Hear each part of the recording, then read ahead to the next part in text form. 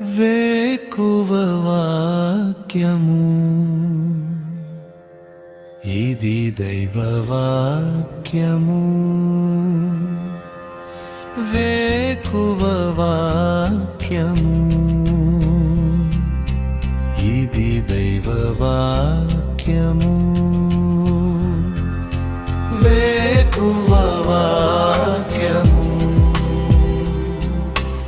ఇది దైవ వాక్యము. వేకువ వాక్యము ఇది దైవ వాక్యము.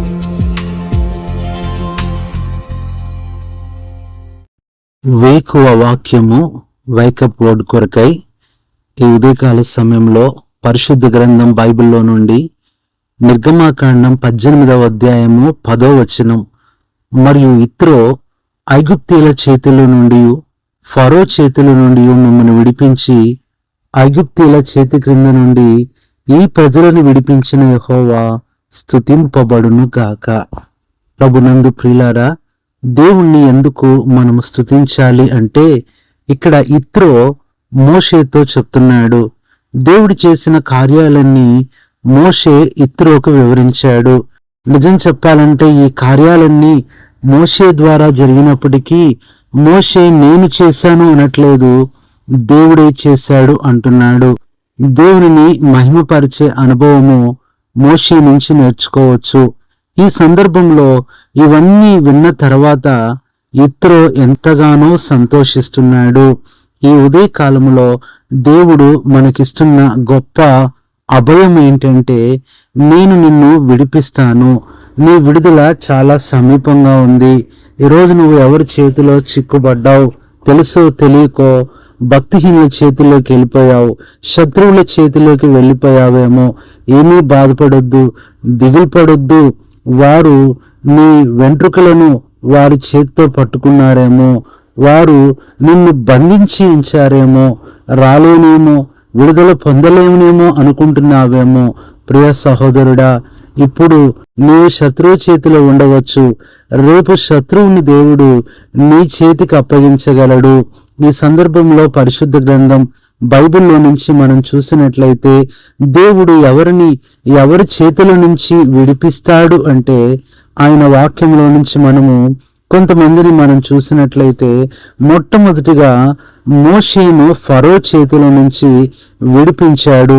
నిర్గమాకాండం 18వ అధ్యాయము 8 నుంచి 10 వచనాలు మనం చదివితే ఫరో మోషేను ఏదో చేయాలనుకున్నాడు, నష్టపరుచుకోవాలనుకున్నాడు, నాశనం చేయాలనుకున్నాడు. కానీ దేవుడు ఫరో చేతిలో నుంచి మోషేను విడిపిస్తూ వచ్చాడు. ఇదినైనా ఫరో లాంటి వ్యక్తులు నిన్ను బంధిస్తున్నారేమో, ఫరో లాంటి వారు నిన్ను బెదిరిస్తున్నారేమో, భయపడొద్దు.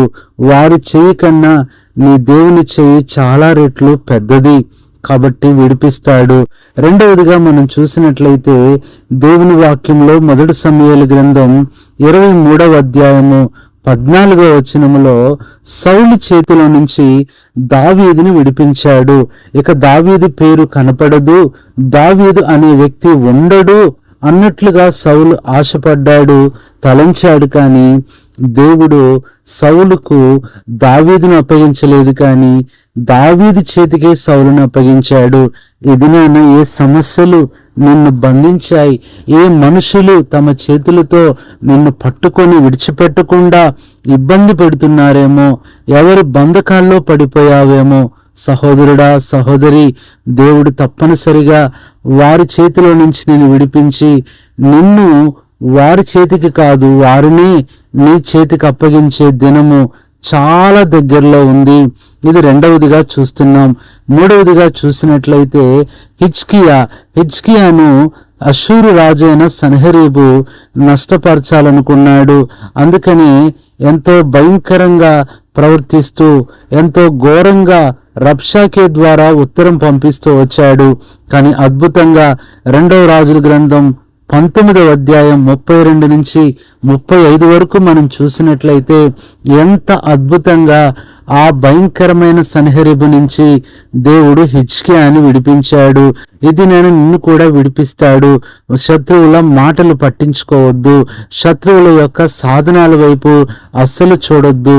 శత్రువు దగ్గర తుపాకీ ఉండొచ్చు, కానీ అందులో బుల్లెట్స్ ఉండవు. అవి దేవుని చేతిలో ఉంటాయి. కాబట్టి శత్రువు ఏమీ చేయలేడని నువ్వు గుర్తుపెట్టుకోవాలి. ఇది మూడవదిగా మనం చూస్తున్నాము. నాలుగవదిగా చూసినట్లయితే మొర్దెకైను హామాను చేతిలో నుంచి దేవుడు విడిపిస్తూ వచ్చాడు. పరిశుద్ధ గ్రంథం బైబిల్లో ఎస్తేరు గ్రంథం 7వ అధ్యాయము 9 నుంచి 10 వచనాలు, 8వ అధ్యాయము మొదటి 2 వచనాలు చూసినట్లయితే మొర్దెకై పని అయిపోయింది, ఇక ఉరి తీసేయొచ్చు అనుకున్నాడు హామాను. కానీ దేవుడు ఏ మొర్దెకైని ఉరి తీయాలనుకున్నాడో అదే హామాను తాను సిద్ధం చేసిన ఆ ఉరి తాడుకు వేలాడుతూ వచ్చాడు. ప్రియ సహోదరుడా, నిన్ను నష్టపరచాలని ఎన్నో పన్నాగాలు పన్నుతారు. సహోదరి, నీ జీవితాన్ని అంతం చేయాలని ఎన్నో ప్రణాళికలు మనుషులు వేసుకుంటారు.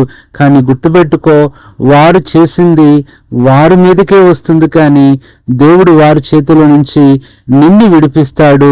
ఇది నాలుగవదిగా మనం చూస్తున్నాము. ఐదవదిగా మనం చూసినట్లయితే షడ్రక్, మెషక్, అబేద్నెగోను దేవుడు అద్భుతంగా, ఆశ్చర్యకరంగా ఆ భయంకరమైన నెబుకద్నెజరు చేతిలో నుంచి దేవుడు విడిపిస్తూ వచ్చాడు. నెబుకద్నెజరు అనుకున్నాడు, ఇంకా ఎంతో భయంకరంగా ఆ ఘోరమైన అగ్నిగుండంలో వారిని వేసేయొచ్చు అనుకున్నాడు.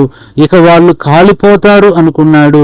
దేవుని వాక్యంలో దానియేలు గ్రంథం 3వ అధ్యాయము 19-27 అగ్ని జ్వాలలు కూడా ఏమీ చేయలేకుండా చల్లారిపోతా వచ్చాయి.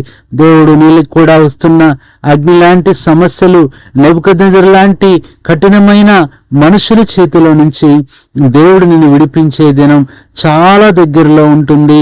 ఆ తర్వాత సందర్భం చూసినట్లయితే దానియేలును కూడా సింహపు బోనులో నుండి, అనగా సింహాల చేతుల నుంచి దేవుడు విడిపించాడు.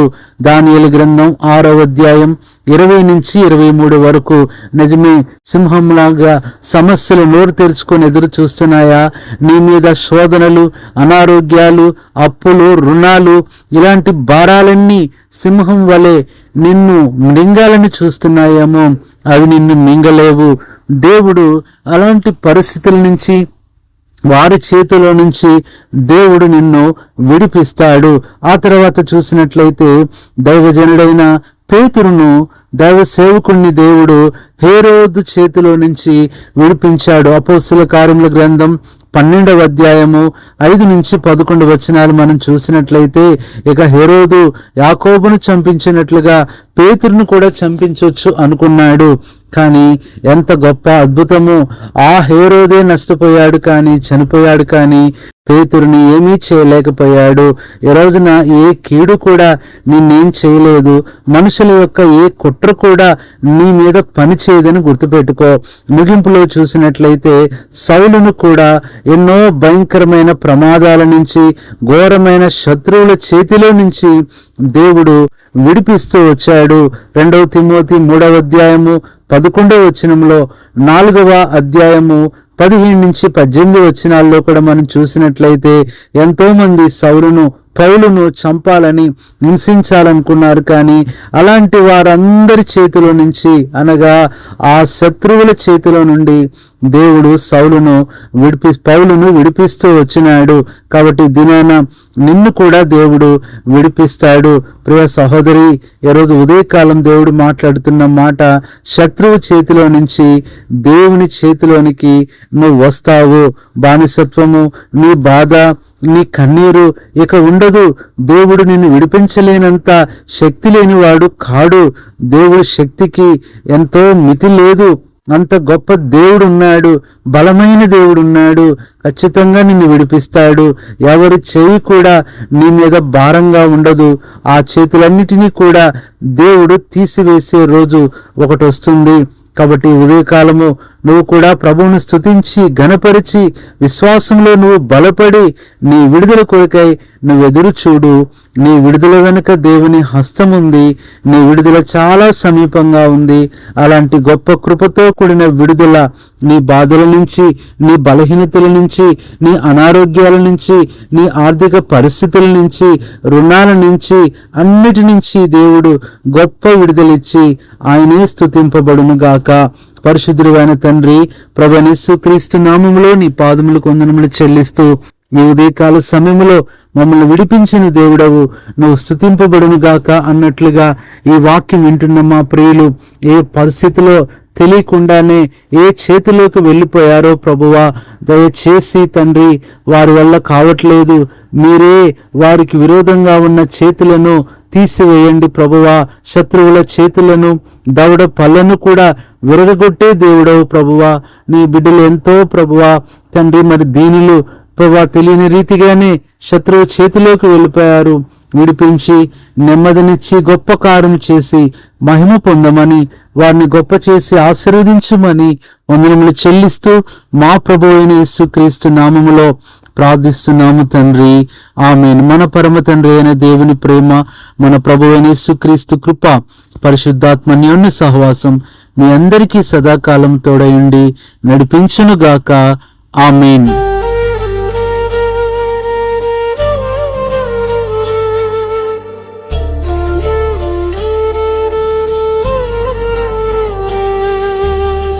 కృంగుదలలో దార్చుటకు, కన్నీటినంతటిని తుడుచుటకు, దినమంతా సిద్ధపరచుటకు, దైవ చిత్తం గ్రహించుటకు.